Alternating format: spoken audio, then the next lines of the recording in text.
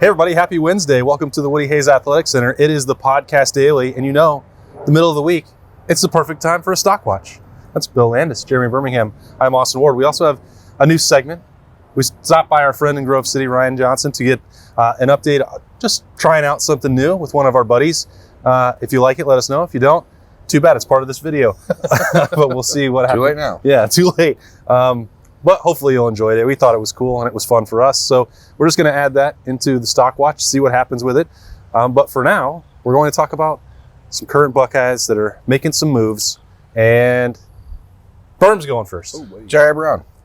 Easy. I should have gone first. Easy. Jair Brown clearly is a guy that, even as someone like myself who covers recruiting pretty extensively, he was the first commitment in the class of 2022. He's sort of a forgotten guy for a lot of the cycle. The Buckeyes were happy he committed early and like his game, but I don't think anyone expected him to be able to contribute as much as he has to this point. Some of that is depth issues at corner. Some of that is just Jair having a personality and a mindset that he wants to get out there and compete. And generally speaking, in a place like this, if you want to compete, that is how you elevate. That's how you move up the list. And he's a young guy that really is embracing the opportunity, and I think he's changing the culture a little bit in the cornerback room, in a group that needs some pushing from the younger guys, because they're all younger guys. Lift and separate, and that's what Jair Brown is doing. I think he's lifting and separating. Yeah, I think he's a guy that has put himself in the rotation now, even when everyone else is healthy, and I don't think anyone would have anticipated that 3 weeks ago. 2 weeks ago. That? Because we talked about that with Caden Curry, and then it hasn't happened yet. You think it's happened for him? I do, because the numbers are so different there, and we don't have any real idea if Jordan Hancock will be back before Penn State. We don't have any idea if he'll play it all this year. It may just be, a year where he just medical red shirts, and we don't know. So that's speculation, America. Don't get all weird about it. All right, but Jair Brown is being weird about it, and he's taking advantage of that weirdness, and he's. I think it's called swag, Berm, not weirdness. Oh, that dude plays with an edge for sure. Certainly does. Yeah, that's a good pick. I think whoever went first is probably going to pick him, right? Yeah, I definitely was. Yeah. I made a huge mistake. Yeah. Sorry. You're getting it back next week. Donovan Jackson. I was going to say the whole offensive line, but I won't do that. I'll say Donovan Jackson, who I think earlier in this year looked like a first-time starter, particularly in pass protection. And that's getting better, but he was so good in the run game last week. I think that's where he can make his biggest impact right now with his athleticism and the way that Ohio State likes to run the ball, get those guards moving. They've all played well, but because Donovan is the youngest and the newest guy there, and I think has shown the most growth to this point, I think he's in a really good spot. And he's a guy. There's a few young guys on this roster that I think are going to keep getting better week by week, but I put him near the top of that list. I would say, based on certainly my preseason expectations and something that I said about true freshmen and playing, that I didn't really give Sonny Styles a chance. I didn't forecast the injuries. We'll start that. But the fact that he's out there in the first half against Wisconsin was certainly notable to me. Now, I do think that it's important to put it in the context of Lathan Ransom being injured, not available last week. Cameron Martinez also injured, some guys who would have been involved before him had they been fully healthy for that game. But that doesn't matter, because he still had to go out there and perform when called upon, which he did. Now, I don't know what that means for going on the road to Michigan State or playing Penn State or the rivalry game in November. I don't know how that'll translate for his role, but I certainly see the arrow pointing much higher in the positive direction than I anticipated at this point. You just can't deny it. And the kid is right. He's 17 years old still. Yeah. So what that can mean down the road in a year or two's time is a little bit crazy to think about, because clearly the coaching staff trusted him. Now, like I said, they didn't have a bunch of other people. I wouldn't expect him to play 10, 15, 20 snaps every single week unless these injuries continue at safety. But certainly he did enough that Ohio State could feel comfortable if they had to play him. Yeah. I have a couple thoughts, and we got to drill down. I don't know if there's anyone on the offensive line who's more positively impacted by Justin Fry's demeanor and his teaching style than Donovan Jackson. Donovan is a big, nasty, mean, aggressive offensive lineman on the field. but he's an extremely cerebral, sensitive almost young man off of it. And I think that there's probably a way that Justin Frye connects with him that I don't think Greg Studrawer would have been able to. So I think you're going to see that keep going and going and going. Sonny Styles, remember like a year ago we were talking about super seniors? Mm-hmm. He's like a super freshman. Yeah. Because he's not supposed to be here. So it only changes the magnitude of how crazy it is what he's doing even more. I'm going to say, are we still talking ups or downs? Or are we just saying whatever? You do whatever you want. You want to throw it down? No, I don't know. You got a downer? I don't know. It's a stock watch, Yeah, right? It's yeah, not sure. No, I don't have a down. I'm just wondering. Oh, well, you're allowed to do whatever you want. I want to talk about something, because we can change the rules, right? Of course, there are no rules. I want to talk No about rules. TreVeyon Henderson. Just right. And I want to talk about TreVeyon Henderson because I think he's being unfairly put in the down category, and I just don't buy it. Okay. I've been trying to put this into context over the last couple of days because I see it a ton about the difference right now between Mayan and Trey, right? And I've said TreVeyon Henderson has the best high school running back tape maybe I've ever seen. So when he gets into Ohio State, his expectations are right here, right? Super high. And maybe right now he's playing here. He's averaging like 6 yards a carry. Where was it? Here? It's like here. He's done, because I want to be able to track the stock. So this went down a finger length. Because high school tape means nothing. And it shouldn't mean anything except for what we expect here. And then when they get here and they don't hit it, it's like, oh, well, yeah, he's playing against like teenagers in Virginia who were not on the same planet as he was. Now he's here. So he's here, right? Mayan Williams, because he was recruited by Ohio State at a time when they had Tell me when. decommitments essentially from Bijan Robinson and Jalen Knighton in that class. A lot of people just assumed he was sort of this throw in, like, oh, we got away with one. We needed someone. Let's just pick any slouch.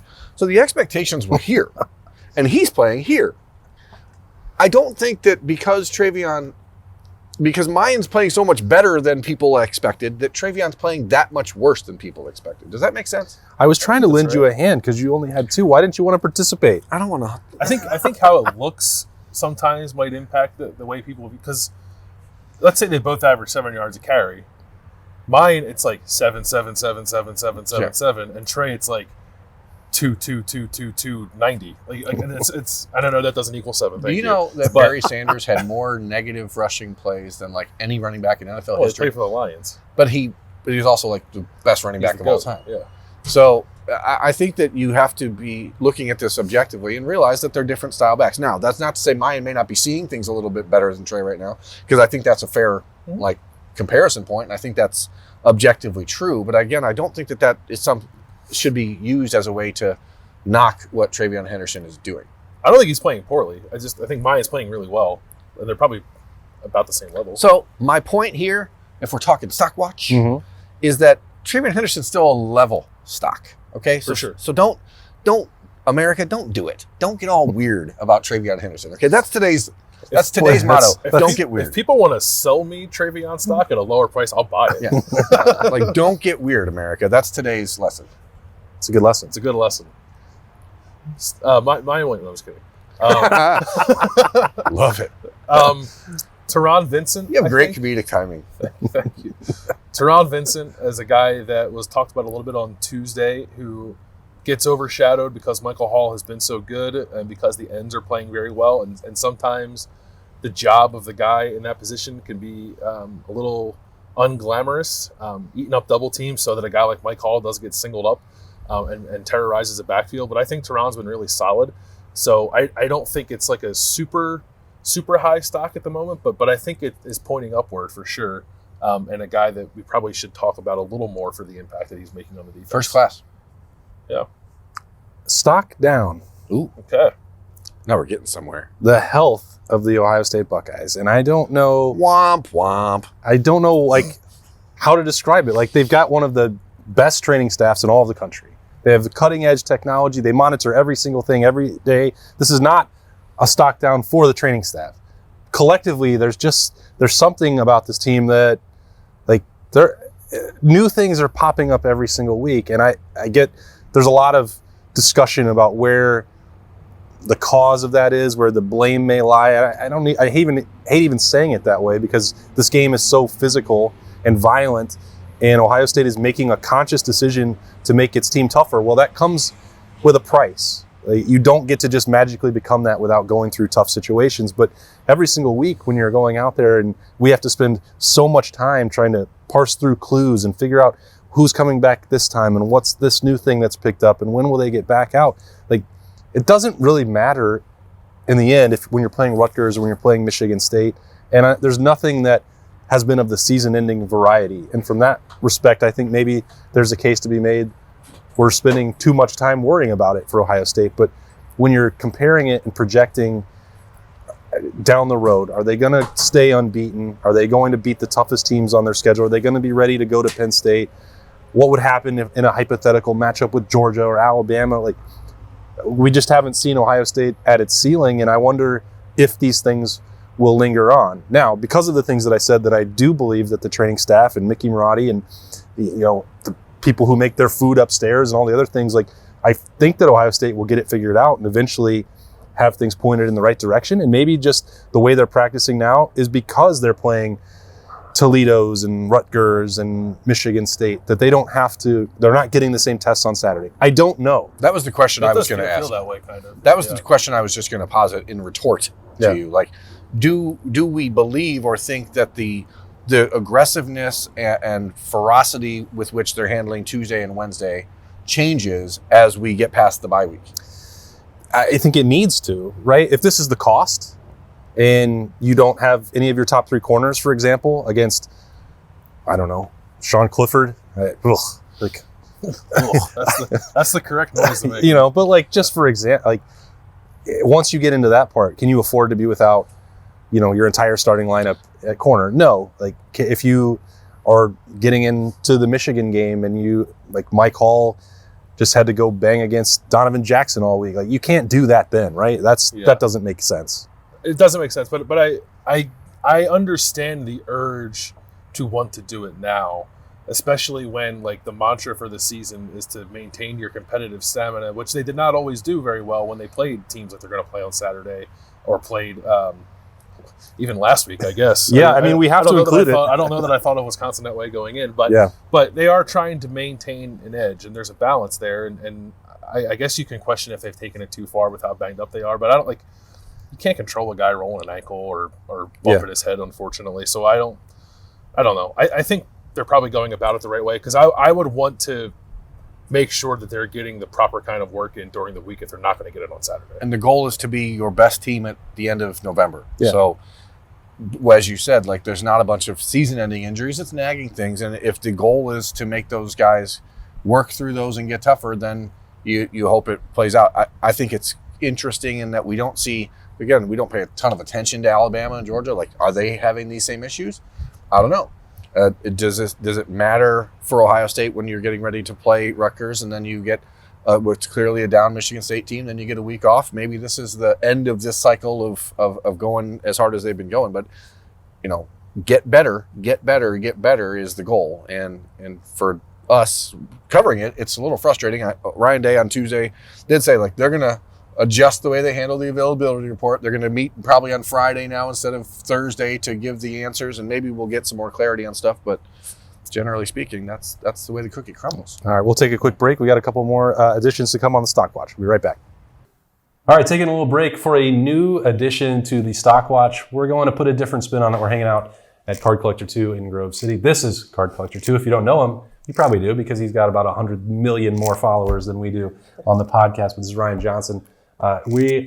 So Bill and I got into cards back into cards after COVID, and found that this was the spot to be, because you're the best in the business at it.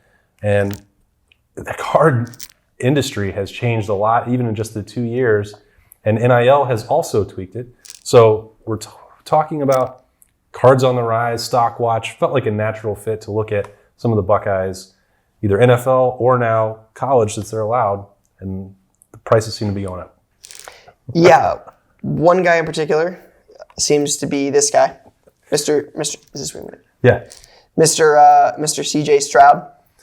So I don't think, it's one thing we talked about a little bit earlier was, I don't know if if a lot of Ohio State fans know that some of these guys now have cards, right? Even before NIL it wasn't necessarily widely known that they have cards, but one of the guys on this this little stock watch, I would have to say, is CJ Stroud. Yeah. Who's had cards for a few years now.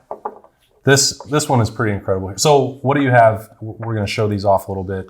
These are even pre-Ohio State cards, Correct. right? Yep. So these were signed at the Leaf All-American Bowl, or the All-American Bowl, that no longer exists. My understanding is that the Leaf stopped having an agreement with them, or they stopped the bowl completely. I think the bowl still goes. You guys would be the experts for that. Yep. But Leaf no longer produces this product then. And so 2020 was the last year they made it. CJ is one of the bigger names in the product, but these were signed at that game. This is the official jersey he wore during the game, and they've got different variations of them. So this one, there's only 5 of this card. Right. There's 25 of this card. So there's different numberings and such, but yeah, it's kind of cool to get these before they actually step on campus at Ohio State. Kind of a way to invest in the future of the Buckeyes. We're in a world now, like you look at your shelves over here, like CJ Stroud is probably in some of these boxes now. That wasn't the case, even a year ago. But I guess like what kind of value does stuff like this still hold? I'm not even talking like monetary value, but sort of sentimental value that you're able to get a card of a guy like this even before he becomes sort of a household name and one of the faces of college football. Yeah, I think that's what makes it fun, right? Is to be able to pick up these guys before they become superstars, right? I was talking to Berm beforehand, but I still have the original sticker from when I purchased this CJ Stroud patch auto at a 15. It's now worth hundreds of dollars, and the price tag was $60. So it's just crazy to see how far it's come. And, that was 2 years ago, right? So to be able to buy that before when Justin's there, nobody's thinking about CJ, right? It's all Justin and what that team's going to look like and what they're going to do and what they're going to accomplish. And you're able to buy some of the other guys that are kind of out of sight, out of mind. And when they turn out to be as good as CJ has been so far, it's cool. That was a pretty savvy pickup, especially so Bryce Young was in this set. Yep. And then in December, he gets a nice new trophy. What happened to his cards? What happened to them in December, and what could happen to a CJ Stroud triple patch? I don't know how to. It's not an RPA, right? Or a high school amateur rookie card. I don't know what we call it, but out of 5, what happened that moment if you're sort of playing that stock watch, and what could happen with CJ if he wins a Heisman as well? Yeah, it's definitely nice when they win if you own their stuff, right? It bumps them in terms of relevancy, right? So when everybody sees them win a Heisman, sees them win a national title, whatever the case may be, people go look for their cards. The average fan goes to look and, hey, does this person have cards? So it definitely leads to a lot more searches, a lot more interest, and demand definitely spikes the price. And if CJ keeps playing the way he is and leads this team to an undefeated season, a win against the team up north, and other big things, it could definitely have a nice impact and a nice bump on his cards. Is this too much pressure for you that you have CJ Stroud autos on hand? I don't think that you would probably want to sell those with your personal collection, but that seems like you're tied up monetarily and with your heart since you're such a big Ohio State fan. That seems like a lot of stress for CJ. Yeah, I hope it's not too much stress for CJ. I'm definitely not looking to put that kind of stress on him. These were ones I picked up early, and it's just, again, as an Ohio State collector, this is stuff I enjoy. So we won't, regardless of whatever CJ's career turns into at Ohio State or beyond, these will be ones we keep in the personal collection. So certainly no added pressure for CJ. It's cool too, though. I know we're talking a lot about CJ, but you did a video with Ronnie Hickman, and you were opening boxes of this stuff, and there's other Buckeyes in there too. If you can go wild, I think, trying to invest in cards, and some of it is quite expensive. But there's also can go wild. Is that right? You can go. I'm speaking from personal experience, unfortunately. But there's also another level to it too, where if you're a diehard Ohio State fan like yourself, you can go through some of these boxes and find a Cody Simon, or I think there was a time, I believe, that I was looking to possibly buy a Luke Whippler card on eBay that I decided not to buy. But I like that side of it too. You're not just looking for the big names; you're looking for the guys that you're invested in because you're a fan of that college program. Yep, and it works in the same way as the quarterbacks, even with the small, the guys that aren't as popular as the QBs are. Lathan Ransom has cards, Paris Johnson has cards, and this has been going on for years. Though I remember before the 3-game stretch Zeke had, right? He had cards. I owned a patch auto of Zeke at the time, and it was $50. Had a full signature, beautiful card, and then Zeke goes crazy and, Changed his signature. He changed his signature, yeah. So it's cool. That's the best part about it, is to be able to get some of the guys early, even if they are not the biggest household names like Stroud or Zeke. It's just there's a lot of cool opportunities for the everyday collector to be able to get that stuff if you really enjoy Ohio State. I am an owner of a Paris Johnson Leaf autograph card. Oh, me too. Yeah. So All three of us. We all have something in common. Oh, Berm's got one too. How about that? We're cornering the market. We're going to inflate the value of a future first-round draft pick, but I suspect that none of us really want to move those. If you do want to buy some, there's a couple rows over there in the display case of Ohio State players that Ryan has down here at Card Collector 2 Sports Cards. That's in Grove City. We're going to try and check in with him if he'll welcome us back in throughout the season and look at some cool stuff that he's picked up for new guys in the NFL. Garrett Wilson, Chris Olave, that stuff is trending the right direction for them. If you're big fans of those former Buckeyes, it's fun to get that stuff, and we're going to have him on a few more stock watches as long as he wants to for Ryan. We're going to check in with him again next week. That's Bill. I'm Austin. Back to the stock watch at the Woody Hayes Athletic Center. All right. Thanks to Card Collector 2 for having us down there. Berm ripped some cards, hit some major hits down there. No, I didn't. He's rich now. He's super rich. This will be his last stock watch because he's buying the stock market. See you guys. I'm out of here. No, that's not what happened at all. Okay. But you know what did happen? What? That's a smooth segue. And these are almost segways. These are Lime scooters. Right? Son of a gun. Nailed it, America. You're supposed to be picking a player or a trend. Since you're being generic this week, I'm going to be generic. And I think I'm Austin. Nice to meet you. Oh my God. I think we have to talk about Perry Eliano, the Ohio State safeties coach. Okay.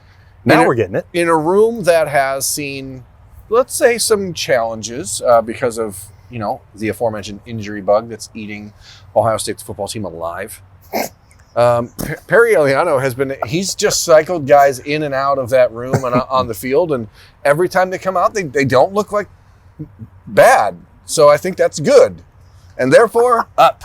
Perry Eliano, up. I said a few weeks ago in an off-record conversation, because we do talk to each other when we're not recording, which is interesting. I said that Too interesting. I believed that Perry Eliano may be the surprise choice to be the next head coach off of this Ohio State staff. Not in Columbus necessarily, but somewhere out there. Athens, Ohio? Perhaps, somewhere out there. I think it's Riley Jeffers. Yeah. You're just doing that because you know he's watching. Yeah. Uh-huh. Shout out to Riley. Unbelievable. That's sort of patronizing. Oh, my gosh. I think it's going to be Keenan Bailey. But anyhow, the point is, Perry Eliano has done a really good job getting his dudes ready to play, and he's doing it in a way that guys are really connecting to. And I just think that as a coach, up. I'll pick one of the guys out of that room, Tanner McAllister, who, our preseason conversations about him were how quickly is he going to lose his job, basically. And I think we all sort of viewed him more as a guy who's going to come in here and be an extra coach for Jim Knowles and maybe not have much of an impact. But I think he's had a pretty big impact at this point. Saved a touchdown against Wisconsin. I guess it was an inconsequential touchdown, but saved it nonetheless. Had a couple of bone-jarring hits. He's got a little more versatility, I think, to his game than I expected when he came here. Has been more involved as a run defender than I thought he would be. So he's playing well. So I think his stock's up a little bit too, and he is not in jeopardy, at least at the moment, of losing his job. So good for him. I'll just say that Mitch Rossi again. I just love him. It's such a good story. What, Berm? I just think that Central Ohio on this beautiful fall day is great to look at the sky. It's fullback weather. So don't you think that having a Big Ten fullback is a good thing? Sure. Absolutely it is. I haven't named him from a stock watch before. I've just talked about him in other situations. And Ohio State trusts him a lot. It expands the options that they have in the red zone. Bill's broken down the short red zone with his advanced metrics, the Bill Landis analytics department. They're real good. The Blad. The Blad. I was just going to say it's Blad. Maybe not. Maybe just bad. Bill Landis analytics department definitely the what? earning The reps. William analytics department. The bladder. Yeah, all of that is trending up. And I just feel good for guys like that, former walk-ons who find a role, carve it out. It tugs at the emotions. Okay, I like it. I accept your your theory. Yeah. I accept your proposal. I have a proposal. Why don't we do this on this here episode of the Stock Watch and what's going to adapt it moving forward? Okay. Who's a player in this game against the Rutgers Scarlet Knights that we believe needs to have an up type of game? Kyle McCord. Damn it. I just want to say it before you could. There's one. Let the man throw the pigskin around. What about you? Kyle McCord. Enough said. Who else could it be? Well, I'd really like to see the secondary be full strength and see what it doesn't matter for Rutgers, but like at some point we can't just say that Cameron Martinez, and I know that he's working back through injury, is really valuable and can play every different position. Like I'd like for him to get an opportunity to do that. Rutgers is normally a game, and has been in the past, where he gets to get out there and show what he can do. And he's had a couple chances this year, but I think sometimes these games where it's like you start to rotate in the second quarter and it's still meaningful action, you learn more about some of these guys. Maybe that'll happen for Sonny Styles. I hope it happens for Caden Curry. You two were already there a week or two ago. I'm fully on board based on everything that I'm hearing coming out of the Woody and the practice performances for him. I think he needs to be involved, Caden Curry, this week. So I guess I named 4, but I'll stick with maybe Caden Curry directly. I'm going to pick Javonte Jean-Baptiste or Tyler Friday, because if they don't have a stock-up game, I can't see any further reason that they're playing ahead of Caden Curry at any point the rest of the season. That's sort of my It's a good one. belief there. And then on offense, I want to go with G. Scott. I mentioned him as an up guy last week on the show, and I think that he's certainly earning reps, and we're seeing him out there a lot, and he's early in the game, and I want to see him make some catches and make some plays and show another dimension, similar to what Mitch Rossi has done, similar to what Cade Stover has done. Like, once you add all these little pieces that people don't really think Ohio State had heading into the year, it really opens things up heading towards the end of October and November. So to me, that's offense, defense, G. Scott, and then one of the senior defensive ends who are playing when, if we're being honest, aren't playing particularly great. Yeah, that was a great idea, Berm. Nice addition to the show. Hope you also enjoyed our trip to Grove City. Might do that a few more times this year as well. We'll see. But this has been the Podcast Daily for a Wednesday, halfway to Ohio State and Rutgers. Saturday, 3:30. Is that our kickoff time? 3:30. Beautiful afternoon in Columbus, Ohio at the Horseshoe. That's Bill and Berm. I'm Austin. See you tomorrow.